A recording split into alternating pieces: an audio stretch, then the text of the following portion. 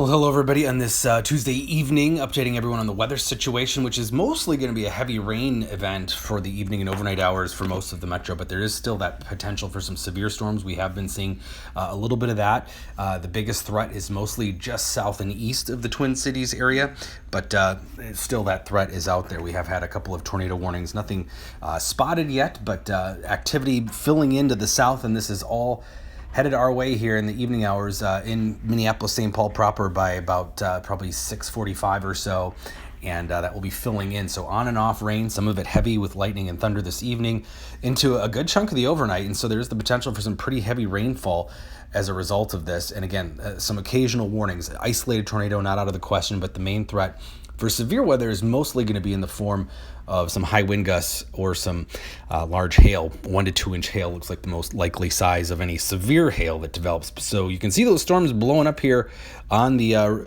satellite imagery over the last couple of hours, and a big change in the temperatures here.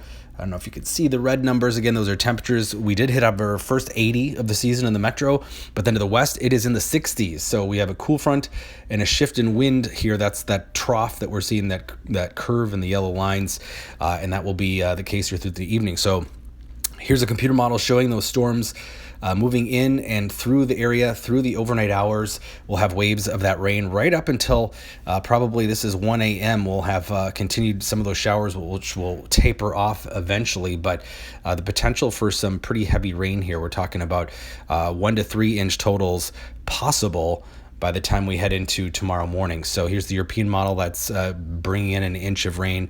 American model, very similar scenario.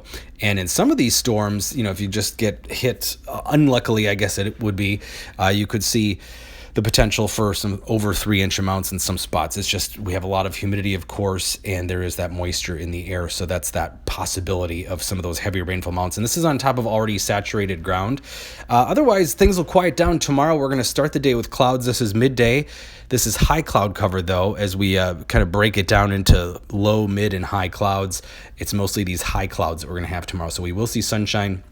And we are going to see some warmer temperatures building in again next week. The models still bring in some heat, but we're talking about some cooler air before that. Friday into Saturday, highs only around 70. A lot of places on Friday and Saturday may not get out of the 60s. So definitely a little cool blast of air there, but it is also going to give us a nice stretch of some sunshine. But we'll take a look at the radar again here and show you what's going on here. That's that area of showers and thunderstorms, everything moving south to north this evening, and that will be giving us a pretty wet, stormy evening with the potential of, again, 1 to 3 inches of rain. Some isolated spots could see more, and there is that risk of potentially some severe weather, of course, as well. So we do have that risk out there as we head into the evening hours here. I'll go to the Storm Prediction Center homepage, and you can see we are in that yellow area, that slight risk for severe weather. No watches yet, but that's mostly in Iowa right now, but that could change, again, with 1 or 2 of these storms becoming strong or severe.